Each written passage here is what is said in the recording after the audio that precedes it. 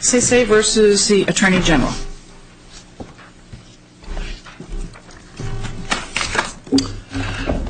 Good morning, Your Honors. May it please the Court. I'm Thomas Masucci, representing Mr. Sesay in his petition for review. The issues that this case really, I think, focuses on and that I've been raising for 3 years since I was in front of the IJ are the issues of materiality and duress.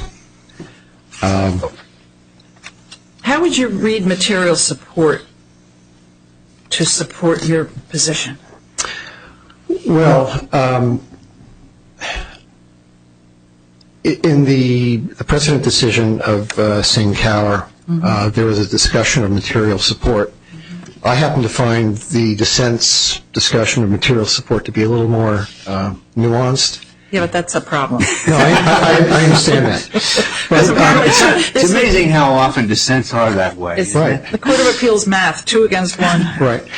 Well, I mean, the majority defined it as having some logical connection with the consequential facts. Judge Fisher talked about it in terms of, he used the analogy of the support has to move the ball down the field for terrorism. Well, but here you had the guns.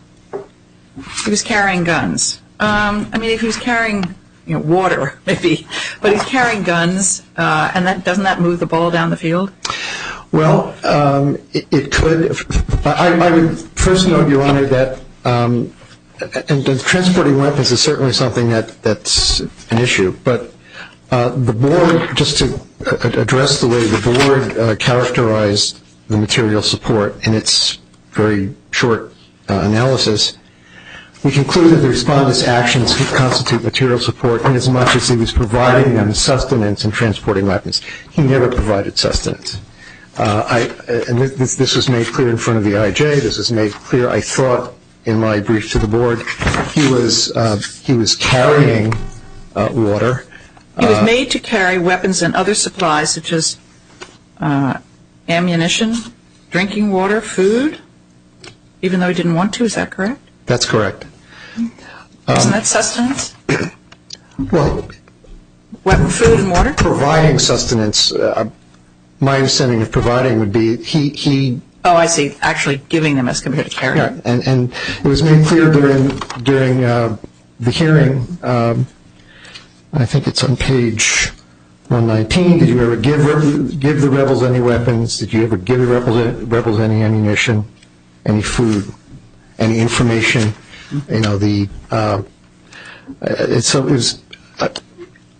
So in terms of sustenance, I think that mischaracterizes what happened. Now, transporting the weapons, I think,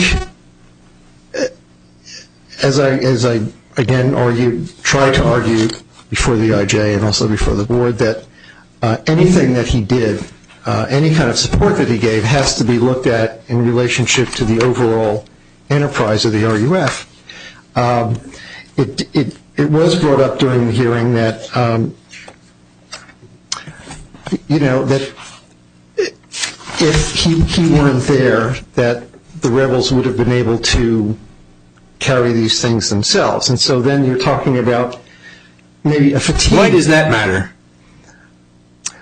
Well, it's like a but-for causation. It matters in the sense, Your Honor, that if they had been unable to move the weapons without the help of Sesay. My friend, my question, I'm sure in a very inartful way. I mean, to what does that relate? Are you suggesting that relates to the materiality? Materiality, correct. Yeah, all right. In the sense that just how crucial was it for the enterprise that he carry the weapons? Well, but there's no sine qua non requirement in the statute. There's no language of that kind that would seem to suggest that sort of limitation on materiality, is there?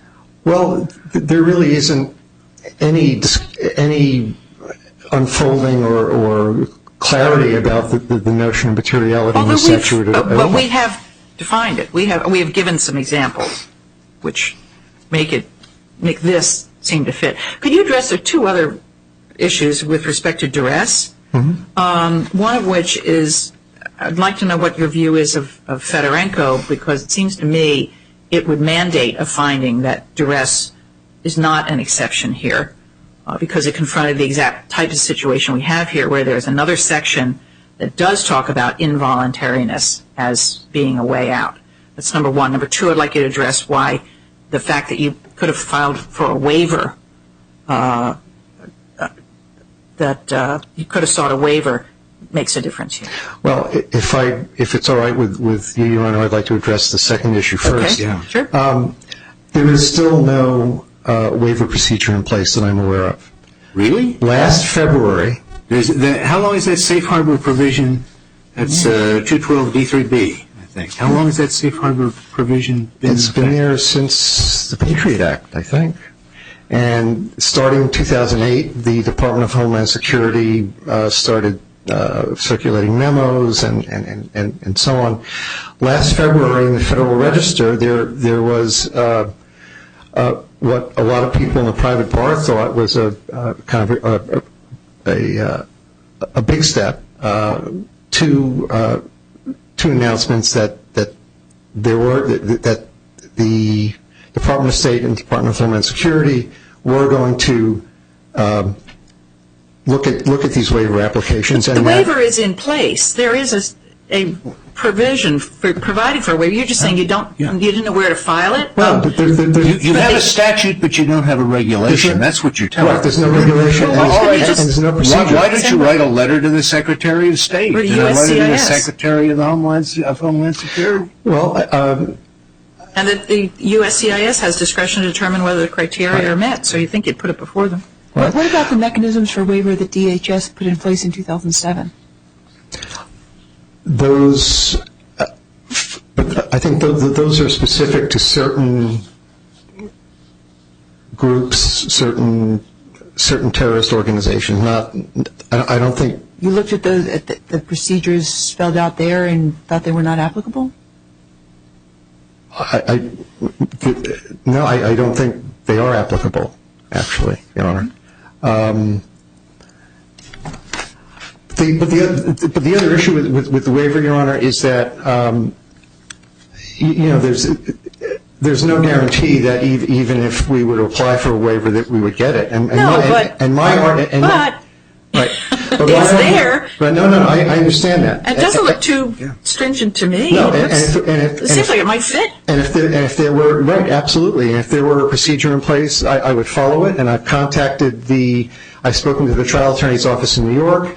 I contacted the chief counsel's office in Newark, and no one seems to know anything about this. But given the lack of, one might say, statutory authority to assist you otherwise, or at least the statutory interpretation question that exists here, and the clear statutory provision of administrative waiver safe harbor, doesn't it make sense that one would avail himself of that clear statutory provision even in the absence of administrative rules? Isn't it better to seek what you know is there in the statute as opposed to what may be arguable in the statute? But, Your Honor, as far as I know, the agency has not created any mechanism for even initiating a waiver. Does the fact that there is a waiver process help us at all in reasoning through whether we should read in a duress exception? I mean, if you have to file a waiver in order to qualify for it, why would we read it generally into the statute? Well, because, Your Honor, I think that there may be cases where if there were a duress, if we were to construe it, or the board were to construe, or the court were to construe a duress exception in the statute, there might be people that would qualify for that would not qualify for the waiver. But doesn't its existence argue against establishing a duress exception that does not textually appear within the statute? I know that's certainly the government's argument that, and they've raised this. They've raised this here, and they've raised this in other cases, that the existence of the waiver argument, mitigates against that kind of construing the existence of a duress aspect of the statute. Regarding Fedorenko, Your Honor, I think this is I think it's the Displaced Persons Act that was the board was erroneously relying upon.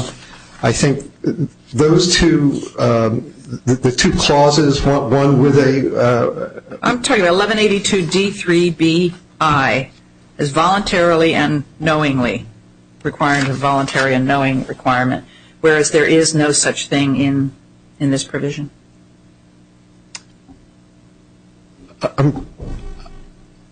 Mr. Sesay, let me ask you another way, because you don't, in your briefing, you really don't grapple with the statute itself. I mean, you're relying heavily on the Second Circuit's remand in I. Do you concede that the statutory language and principles of statutory construction don't support a duress exception in the statute? No, I would argue that all of the exceptions that are laid out in 1158 regarding asylum, the ones that existed before the material support exception, all involve some moral a sense of personal culpability. Well, but the point is, if in another section of the statute, Congress has said, but if that person isn't culpable or isn't of age, then it won't apply. And they know how to do that. And I'm referring to the membership of a totalitarian party.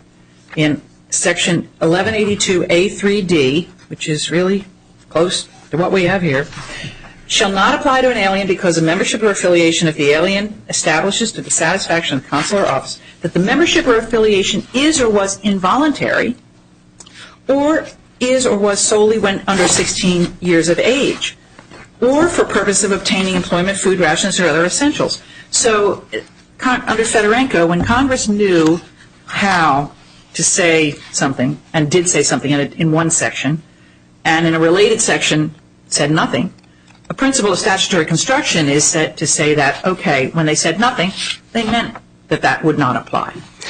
Well, again, the statutory provision that you're citing, Your Honor, is not part of the INA. That's part of the old DPA. And it was actually, in Negussi, the Supreme Court basically said to the board, you were relying on this. Well, they were relying on silence in Negussi. There wasn't any other, there wasn't any provision. Well, the board felt that they had to find that there was no duress exception because one had it. This is in the old DPA. One paragraph had it, and the following paragraph did not have the duress exception. No, we have that here. Subsection DD, as Judge Rendell is pointing out, has a voluntariness provision, and even closer to the statutory language that we're analyzing, there's also a carve-out if you don't have knowledge that it's a terrorist organization. Where is that, the scienter, where is there a voluntariness requirement in the statute as to the providing of material support? I'm not sure I understand your question, Your Honor. Where we have explicit language in adjoining subsections of this statute, where Congress has explicitly required that there be knowledge or that there be voluntariness, our canons of statutory construction say that we infer from that Congress intended them here and by omission intended not to include them in the other section. So when we're looking at material support, we, by virtue of those canons, infer that Congress purposely did not carve out a duress exception. There's no voluntariness requirement. But again, you're correct. I probably over-relied on the Second Circuit case. But as the Second Circuit argued, that because there is this element of personal culpability, that this is really something that the agency should. There's ambiguity in the language. I understand your canon, the way that you're applying the Supreme Court precedent. The canon of statutory interpretation. I understand that, but there is still some ambiguity. So do you want us to just hold off on this until the BIA issues a precedential opinion, which they clearly haven't done in response to what the Second Circuit wanted? Well, I think in light of the ambiguity that the BIA is definitely the agency, is the executive, is the body to do that. Okay. Did you reserve rebuttal? Yes, 5 minutes. Right. 5 minutes? Mm-hmm. Oh, thank you.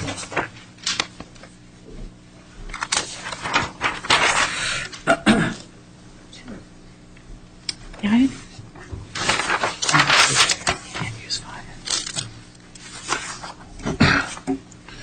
Thank you, Your Honors. Good morning.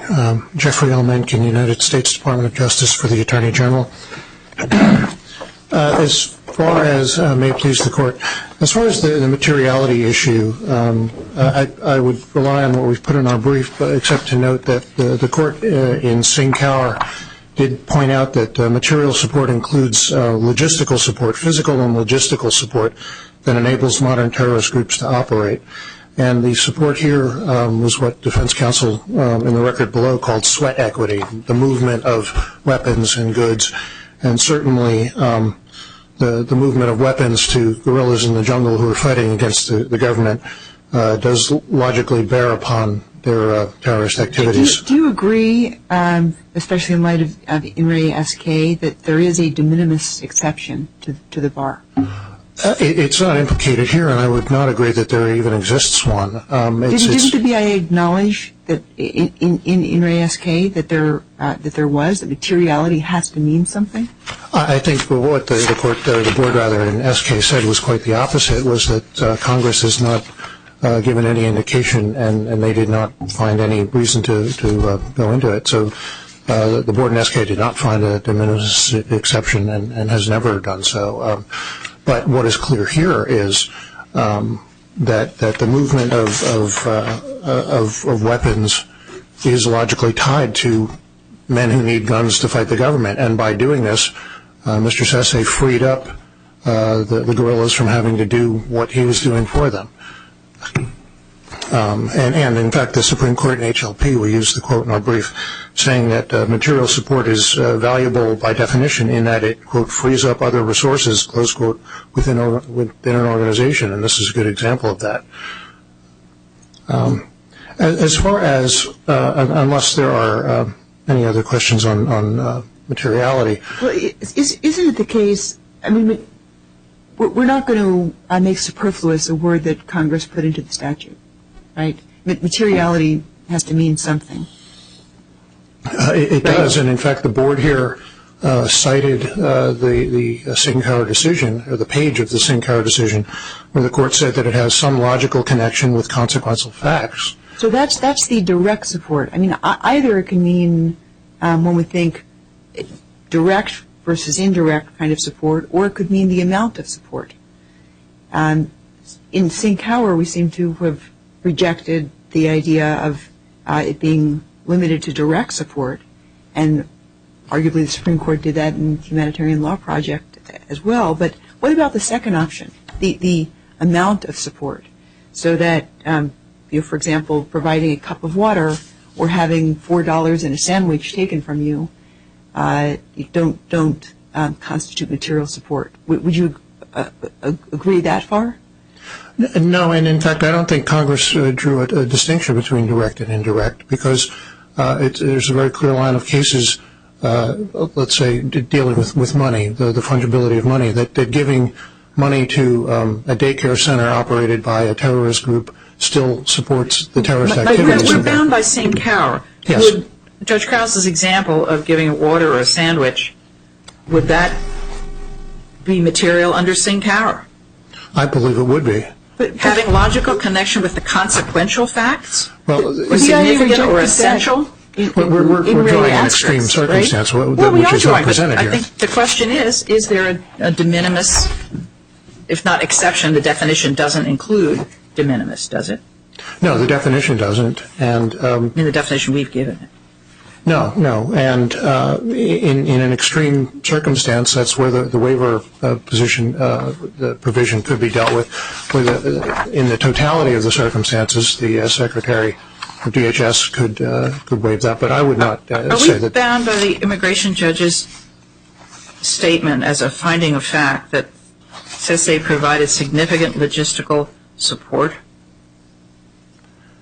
I think the board tamped that down a little bit, but there's no question that it was logistical support. Did their operations hinge upon one man's actions? I don't think so. But when you're in the jungle firing at government soldiers, you need your weapons, and he helped transport them. There's no requirement that he procure them.